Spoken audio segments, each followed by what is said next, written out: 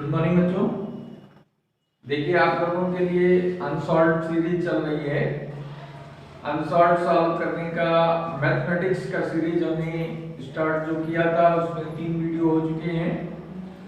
आज हम 12th UP board का फिजिक्स अनसॉल्व्ड की सीरीज स्टार्ट करने जा रहे हैं। तो फिजिक्स की जो सीरीज स्टार्ट करने जा रहे हैं वो हम सन 2020 का पहला सेट जो कोड है 346 ये भौतिक विज्ञान का 2020 का पहला सेट है। ठीक है, यहीं से हम स्टार्ट कर रहे हैं।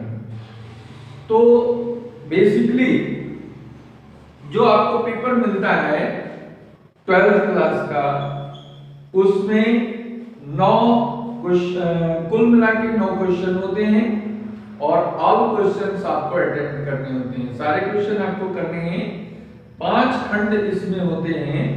पहला खंड आ है जिसमें बहुविकल्पीय प्रश्न पूछे जाते हैं, मल्टीपल चॉइस क्वेश्चंस जिसमें 4 ऑप्शन दिए हैं, 4 विकल्प दिए हैं और इनमें से कोई एक सही होगा वो आपको आंसर में देना है। बाकी जो क्वेश्चन खंड बा है, खंड बा में ये अतिलघु उत्तरीय है, एक नंबर का ये क्वेश्चन होता है। और इसके अतिरिक्त खंड सा ये भी लघु उत्तरीय प्रश्न है, इसमें 2 नंबर के क्वेश्चन होते हैं। और खंड दा में ये भी लघु उत्तरीय क्वेश्चन है। खंड सा में 2 नंबर के मार्क्स हैं हर क्वेश्चन पे। और खंड दा लघु उत्तरीय है, इसमें प्रत्येक खंड जो है वो 3 नंबर का है, 3 मार्क्स का है।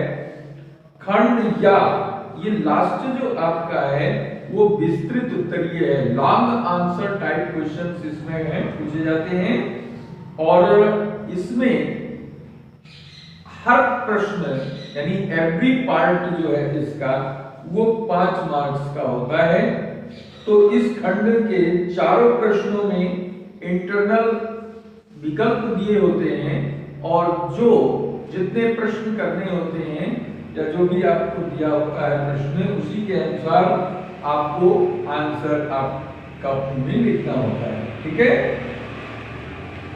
तो इस पेपर में जो भी सिंबल्स यूज हुए हैं वो अपने मीनिंग्स में है, जैसे जहां यूज होता है।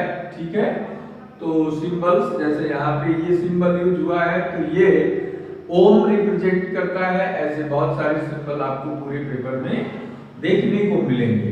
ठीक है, तो इस फिजिक्स का जो पहला सेट हम स्टार्ट करने जा रहे हैं इसमें हमारा पहला खंड आ जो है जो मल्टीपल चॉइस क्वेश्चंस हैं, बहुविकल्पीय प्रश्न हैं, इनमें जितने खंड हैं उनको हम सबसे पहले देखते हैं। ठीक है, लेकिन इससे पहले हम आप ये कहेंगे कि इस वीडियो को ज्यादा से ज्यादा आप शेयर करिए, ज्यादा से ज्यादा लोगों तक इसको पहुंचाने के लिए आप एफर्ट करिए, जिससे आपके द्वारा अन्य बहुत से स्टूडेंट्स का भी लाभ हो सके। ठीक है, उनको भी बेनिफिट प्राप्त हो सके। तो आइए देखिए, पहला क्वेश्चन यहाँ है विद्युत फ्लक्स का मात्रक क्या है। इंग्लिश में इसको कहते हैं इलेक्ट्रिक फ्लक्स। ठीक है, तो इलेक्ट्रिक फ्लक्स की यूनिट इसमें हमको बतानी है, यानी मात्रक बताना है। तो सबसे पहले इसमें हम मात्रक कैसे बता सकते हैं, हमें मालूम होना चाहिए कि फाई से इसको रिप्रेजेंट किया जाता है और इसका जो फार्मूला है वो ई डॉट है। अगर डॉट फॉर्म में देखें तो ई डॉट ए होता है, अगर इसको ऐसे देखें तो ई ए cos थीटा, ये फाई ई का फार्मूला होता है। cos थीटा ट्रिग्नोमेट्रिक रेशियो है, इसकी कोई यूनिट होती नहीं है, तो इसको आप हटा दीजिए। ई जो इलेक्ट्रिक फील्ड है, इलेक्ट्रिक फील्ड की यूनिट होती है न्यूटन पर कूलम और ए एरिया है, इसकी यूनिट होती है लेंथ इनटू ब्रेथ यानी मीटर स्क्वायर। ठीक है, तो एक यूनिट तो ये होती है न्यूटन मीटर स्क्वायर पर कूलम, लेकिन इसके अलावा एक और फार्मूला E का जो है वो हमें मालूम है। E का फार्मूला है V/L, ठीक है। E = V/L भी लिखते हैं। तो ये जो है इसके अकॉर्डिंग अगर हम इसकी यूनिट की बात करें तो V फॉर वोल्ट, इसकी यूनिट वोल्ट हो जाएगी, लेंथ की मीटर हो जाएगी और एरिया की मीटर स्क्वायर हो जाएगी। ये मीटर कैंसिल हो जाएगा तो आंसर आएगा वोल्ट इनटू मीटर, ठीक है। तो वोल्ट इनटू मीटर जो हमारा तीसरा विकल्प है ये इसका आंसर हो गया पहले में। इलेक्ट्रिक फ्लक्स की यूनिट क्या होगी? Volt into metre. यही आपको अपनी आंसर बुक में लिखना है, आंसर कॉपी में लिखना है, ठीक है। नेक्स्ट आइए सेकंड क्वेश्चन देखते हैं। सेकंड क्वेश्चन क्या कह रहा है? सेकंड क्वेश्चन, एक 24 ओम का प्रतिरोध वाला तार है। 24 ओम प्रतिरोध का एक लंबा तार है और इस तार को हम एक प्रश्न बता रहा है कि एक समबाहु त्रिभुज के रूप में जोड़ा गया। तो इसका मतलब है समबाहु त्रिभुज के रूप में जब इसको जोड़ा गया तो ये तीनों लेंथ इसकी इक्वल है, तीनों लेंथ इसकी इक्वल है। तो इसकी अगर हम नेमिंग कर दें तो इसके अकॉर्डिंग ये कह रहा है किन्हीं दो शीर्षों के बीच प्रभावी प्रतिरोध क्या होगा। किन्हीं दो शीर्षों, ये आप किसी भी दो शीर्ष के बीच में ले सकते हैं, चाहे A और B के बीच में ले लीजिए, चाहे A और C के बीच में ले लीजिए, चाहे B और C के बीच में ले लीजिए, किसी के भी बीच में आप ये इसका प्रभावी प्रतिरोध, इफेक्टिव रेजिस्टेंस, यानी जिसको हम कहते हैं इक्विवेलेंट रेजिस्टेंस, फाइंड कर सकते हैं, ठीक है। तो आइए देखते हैं, जब ये टोटल तार 24 ओम रेजिस्टेंस का था, 3 इक्वल पार्ट्स में डिवाइड हो गया, तो उसके करस्पॉन्डिंग ये 8 ओम का रेजिस्टेंस हो गया, ये 8 ओम का रेजिस्टेंस हो गया और ये 8 ओम का रेजिस्टेंस हो गया, ठीक है। तो अब अगर हम A और C के बीच में रेजिस्टेंस निकालना चाहते हैं तो ये दोनों हमारा क्या हो जाएगा? AB और BC ये श्रेणी क्रम में आ जाएंगे।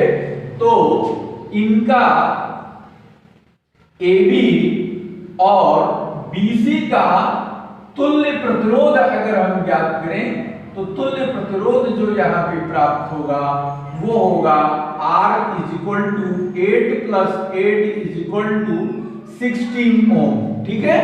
ये सिंपल हो गया, 8 ओम 8 ओम ये श्रेणी क्रम में हो गए और इसके बाद इनका रिजल्ट हो गया 16 ओम।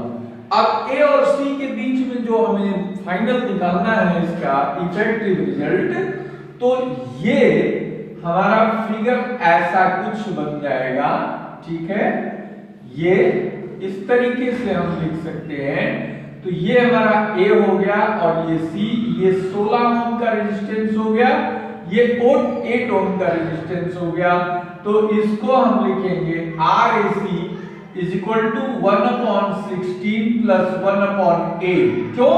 क्योंकि ये समांतर क्रम में आ गए, ये पैरेलल कॉम्बिनेशन बन रहा है। तो अब इसका जब हम रिजल्ट निकालेंगे तो ये 16 1 + 2 यानी ये हो गया 3/16, इसलिए RAC की वैल्यू होगी 16/3। तो इसका इफेक्टिव रेजिस्टेंस जो आंसर आया हमारा वो आगा आंसर हमारा सेकंड है 16/3 ओम। ये आंसर हम यहां से इस तरीके से निकाल सकते हैं। आइए अब देखते हैं थर्ड। इसको यहां पे रफ कर देते हैं, ठीक है, क्लियर हो जाएगा।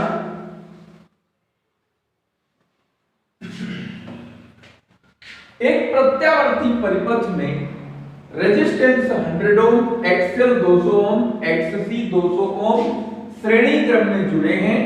तो आरोपित वोल्ट का और प्रवाहित धारा में कलांतर कितना है ये ज्ञात करना है।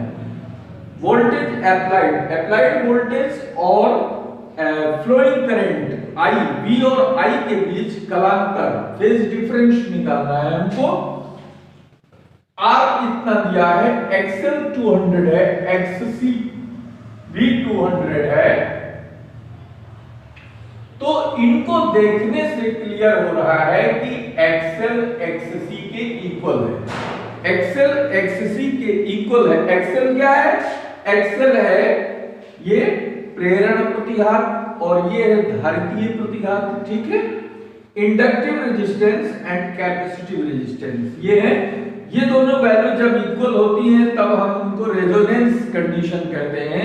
ये अनुनाद की स्थिति होती है और जब अनुनाद की स्थिति होती है तो ऐसी कंडीशन में अप्लाइड वोल्टेज और करंट जो है ये सेम डायरेक्शन में होते हैं, तो इनमें फेज डिफरेंस 0 हो जाता है।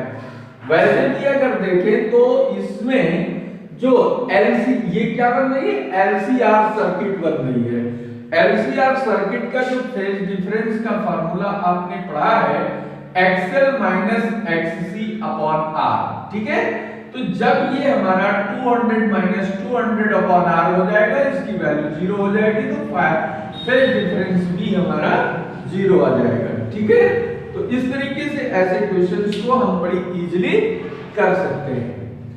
नेक्स्ट क्वेश्चन हम देखते हैं। तो 0 डिग्री इसका आंसर है, जो कि हमारे पास पहला ऑप्शन है, ठीक है। नेक्स्ट, यदि ध्रुवण कोण अल्फा है, एंगल ऑफ पोलराइजेशन, ठीक है, और क्रांति कोण यानी क्रिटिकल एंगल बीटा है, तो ऐसी स्थिति में इन चारों विकल्प में से क्या सही होगा, इसका आंसर हमको बताना है, ठीक है ना।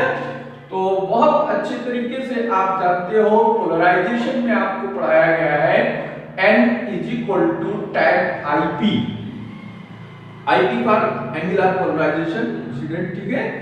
तो यहाँ पे एंगल पोलराइजेशन एंगल जो दिया हुआ है वो अल्फा है, तो N = tan अल्फा लिख सकते हैं।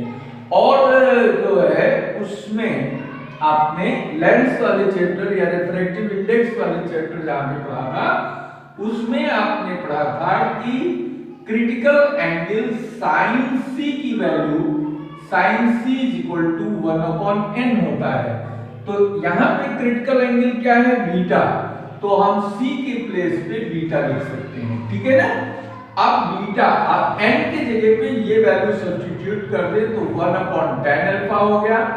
अब इसका क्रॉस मल्टीप्लाई कर लीजिए, तो क्रॉस मल्टीप्लाई से मिलेगा tan alpha into sine beta = 1। ये आंसर है, tan alpha into sine beta = 1। First part इसका करेक्ट आंसर है। इस तरीके से इनके आंसर हम आसानी से दे सकते हैं।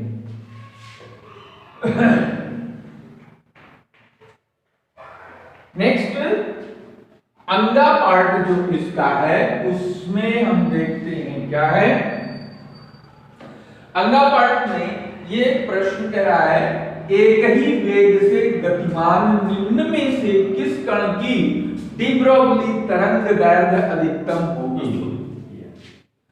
किस कण की डी ब्रोगली तरंग दैर्घ्य अधिकतम होगी? ये इलेक्ट्रॉन, प्रोटॉन, न्यूट्रॉन और अल्फा पार्टिकल्स के बारे में पूछ रहा है, यानी मैक्सिमम वेवलेंथ की बात कर रहा है। और मैक्सिमम वेवलेंथ, इसके लिए फार्मूला आपको बताया गया है h/p। h क्या है? प्लैंक कांस्टेंट है, और p इसका मोमेंटम यानी संवेग है। और संवेग का सूत्र क्या होता है? संवेग को हम mv से लिखते हैं, ठीक है। संवेग को हम संवेग को mv से लिखते हैं। v is the velocity and m is the mass, यानी ये द्रव्यमान है, ठीक है। तो लैम्डा और m में कैसा रेसिप्रोकल व्युत्क्रम का संबंध है। तो यहां पर अब हम देखेंगे कि h तो कांस्टेंट है, हर पार्टिकल के लिए सेम है, वेलोसिटी हर पार्टिकल की सेम है, क्योंकि प्रश्न कह रहा है एक ही वेग से सारे पार्टिकल मूव कर रहे हैं, ठीक है। तो अब हमें ये देखना है कि जो मैक्सिमम वेवलेंथ है वो केवल और केवल मास पे डिपेंड कर रही है, द्रव्यमान पे डिपेंड कर रही है।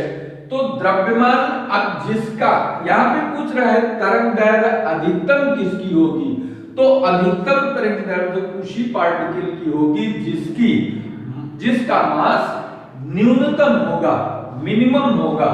तो न्यूनतम मास अब इन चारों पार्टिकल में देखिए किसका है, तो लाइटेस्ट पार्टिकल जो हमारे पास है वो इलेक्ट्रॉन है।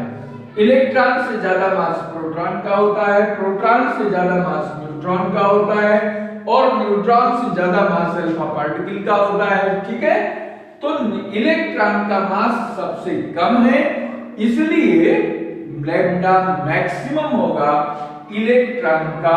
ये बहुत आसानी से आप आंसर दे सकते हैं।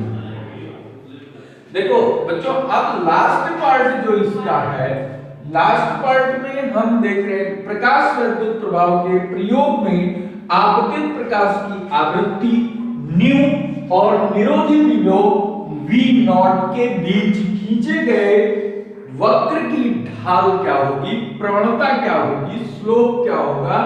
फोटो इलेक्ट्रिक इफेक्ट का एक्सपेरिमेंट है, उस एक्सपेरिमेंट में एप्लाइड लाइट जो हमारे पास है, जो इंसिडेंट लाइट है, उसकी फ्रीक्वेंसी और उसके निरोधी विभव कट ऑफ वोल्टेज जो हमारा है, उनमें दोनों में ग्राफ खींचा गया है। ठीक है, तो ग्राफ जो हम खींचते हैं उसमें फ्रीक्वेंसी को यहां पर रखते हैं और वोल्टेज को यहां पे रखते हैं। ठीक है, अब यहां पे जो इसका ग्राफ जाता है वो लगभग इस तरीके से ग्राफ इसका जाता है। जहां पर ये कट करता है इस ग्राफ को, फ्रीक्वेंसी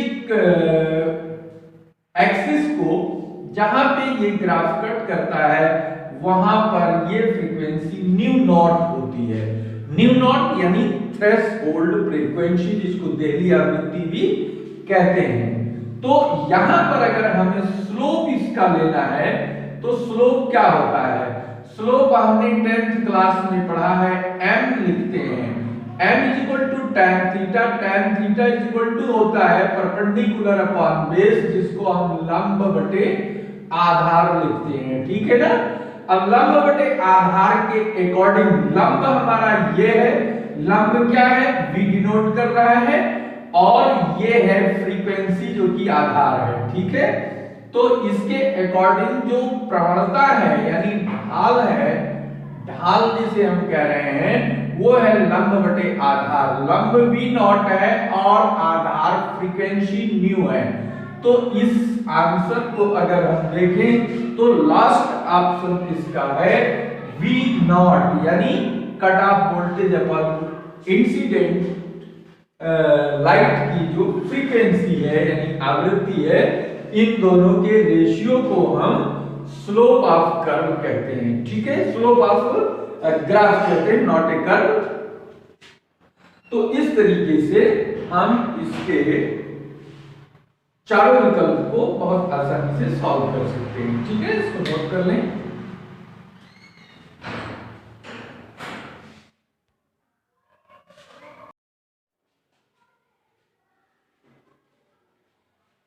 देखिए इसमें क्वेश्चन नंबर 2 पहला पार्ट है, अवतल लेंस के द्वितीय फोकस की परिभाषा क्या है। कॉन्केव लेंस का सेकंड फोकस बताना है। तो डेफिनेशन आप अपनी बुक से लिखेंगे या नोट्स हम इसका पीडीएफ दे देंगे, तो उससे आप नोट कर लीजिएगा। इसको हम आपको समझाते हैं कि ये है क्या। अवतल लेंस का सेकंड फोकस क्या है, तो इसमें ये बताया गया है कि मुख्य अक्ष के समांतर आने वाली किरणें आफ्टर रिफ्रैक्शन, अपवर्तन के बाद मुख्य अक्ष के जिस बिंदु से होकर जाती हुई प्रतीत होती हैं, आभास होती हैं, मुख्य अक्ष के इस बिंदु को द्वितीय फोकस कहते हैं। जैसे मान लीजिए कि ये कोई अवतल लेंस है, अवतल लेंस का ये मुख्य अक्ष है, मुख्य अक्ष का ये ऑप्टिकल सेंटर है। ऑप्टिकल सेंटर यहां से पैरेलल रेज आ रही हैं। मुख्य अक्ष, ये मुख्य अक्ष है, इसको प्रिंसिपल एक्सिस कहते हैं, मुख्य अक्ष। तो मुख्य अक्ष के समांतर ये रेज आ रही हैं। रेज आकर के जब ये अपवर्तन होता है लेंस से, तो लेंस से अपवर्तन के बाद ये किरणें एक दिशा में जाती हुई प्रतीत होती हैं और इनको पीछे बढ़ाया जाए तो मुख्य अक्ष के किसी एक पॉइंट पर मिलती हैं। ठीक इसी प्रकार से ये जो है ये भी ऐसे हम इसको लिख सकते हैं कि दूसरी रेज ये इस तरीके से निकलती हुई जा रही है। यानी ये अगर इसको हम थोड़ा सा और पीछे बढ़ा दें, सपोज कर लो ये पॉइंट है, ये पॉइंट से जाती हुई ये रेज दिख रही है। ठीक है, ठीक इसी तरीके से ये रेज इधर से निकलती हुई जा रही है। यानी ये रेज यहां आई, रिफ्रैक्शन हुआ और रिफ्रैक्शन के बाद ये डाइवर्ज हो गई, ये रेज आकर के डाइवर्ज हो गई और इनको जब बैक प्रोड्यूस करते हैं, जब इन किरणों को पीछे बढ़ाते हैं तो किसी एक पॉइंट पर मिलती हुई प्रतीत होती हैं। तो ऐसा लग रहा है कि ये रेज F2 पॉइंट से ये बाहर की तरफ निकल रही हैं। ऐसा जहां पर आभास होता है, जिस पॉइंट पर, इस पॉइंट को सेकंड फोकस कहते हैं, द्वितीय फोकस कहते हैं। और ये लेंस कैसा है, ये कॉन्केव लेंस यानी अवतल लेंस है। तो इस तरीके से इसकी परिभाषा दे सकते हैं कि मुख्य अक्ष के समांतर आने वाली किरणें लेंस से अपवर्तन के बाद एक बिंदु से जाती हुई प्रतीत होती हैं, जाती हुई आभास होती हैं। तो इस पॉइंट को अवतल लेंस का द्वितीय फोकस कहते हैं। इस प्रकार से इसकी डेफिनेशन आप दे सकते हैं और अगर चाहें तो इसका फिगर भी बना सकते हैं। अगला प्रश्न है 2 का, कार्यफलन किसे कहते हैं? Work function. कार्यफलन क्या है? ये प्रकाश विद्युत प्रभाव के चैप्टर का टर्म है। जब किसी प्रकाश विद्युत प्रभाव क्या है? जब किसी धातु की सतह पर एक निश्चित ऊर्जा की किरणें आपतित होती हैं, तो आपतन के बाद उस सरफेस पे यानी धातु के तल से इलेक्ट्रॉन का निकलना स्टार्ट हो जाए तो इस घटना को प्रकाश विद्युत प्रभाव कहते हैं। लेकिन एक वर्क फंक्शन क्या है कि वह न्यूनतम ऊर्जा जिस ऊर्जा की किरण, प्रकाश की किरण धातु की सतह पर पड़ती है तो इलेक्ट्रॉन का उत्सर्जन प्रारंभ होता है, उस न्यूनतम ऊर्जा को हम वर्क फंक्शन कहते हैं, उसको हम कार्यफलन कहते हैं। यानी कार्यफलन वह न्यूनतम ऊर्जा है जिस ऊर्जा से कोई आपतित किरण धातु की सतह पर गिरती है तो उससे इलेक्ट्रॉन का उत्सर्जन प्रारंभ होता है, अर्थात प्रकाश विद्युत प्रभाव की घटना घटित होने लगती है। तो उस न्यूनतम ऊर्जा को कार्यफलन कहते हैं। कार्यफलन को W से प्रदर्शित करते हैं और इसका सामान्य सूत्र है h न्यू नॉट। W बराबर h new not. h new not में न्यू नॉट क्या है? न्यू नॉट ये देहली आवृत्ति कहलाती है, थ्रेशोल्ड फ्रीक्वेंसी। ठीक है, और क्योंकि हम ये भी जानते हैं कि nu is equal to c by lambda होता है, तो इसका एक formula hc by lambda naught भी लिख सकते हैं। ठीक है, अदरवाइज h और c की अगर हम वैल्यू पुट कर दें तो वैल्यू पुट करने पर फाइनल सॉल्यूशन जो आता है 12375 अपॉन लैम्डा। ठीक है, लैम्डा की वैल्यू रख करके जब हम सॉल्व करते हैं तो इससे जो इसकी एनर्जी आती है वो इलेक्ट्रॉन वोल्ट में आती है, अगर इसको हम तरंगार्थ में रखते हैं, ठीक है, एंगस्ट्रॉम में। एंगस्ट्रॉम में लैम्डा को पुट करके सिंपली इसको सॉल्व करें तो वर्क फंक्शन की एनर्जी इलेक्ट्रॉन वोल्ट, एनर्जी चूंकि एनर्जी है, एनर्जी की यूनिट जूल भी होती है, सीजीएस में आर्क भी होती है, ठीक है, लेकिन जो इलेक्ट्रॉनिक यूनिट है इसकी वो इलेक्ट्रॉन वोल्ट है, तो इलेक्ट्रॉन वोल्ट में भी इसकी वैल्यू निकाल सकते हैं। यानी वर्क फंक्शन क्या है, किसी आपतित प्रकाश की वो न्यूनतम ऊर्जा जो किसी धातु की सतह पर प्रकाश विद्युत प्रभाव की घटना को घटित करा सके या प्रकाश इलेक्ट्रॉनों का उत्सर्जन प्रारंभ कर सके, उस न्यूनतम ऊर्जा का नाम है कार्यफलन, ठीक है। नेक्स्ट तीसरा हमारे पास जो आता है वाटहीन धारा किसे कहते हैं, वाटलेस करंट क्या है, तो वाटलेस करंट के बारे में आपको बताया गया कि ये किसी एसी सर्किट में जब इस प्रकार से धारा का प्रवाह होता है कि शक्ति क्षय शून्य हो जाए, जब उसमें शक्ति क्षय शून्य हो जाता है तो उस स्थिति में प्रवाहित धारा का मान वाटलेस करंट होता है, उसको हम वाटलेस करंट कहते हैं। बेसिकली जो फार्मूला है P = VRMS into IRMS into cos phi। यहाँ phi क्या है, ये वोल्टेज और करंट के बीच का फेज डिफरेंस है, और ये कंडीशन वाटलेस की करंट की कंडीशन ये कब आती है, जब वाटलेस करंट की कंडीशन तब मिलेगी जब फाई का मान 90 होगा।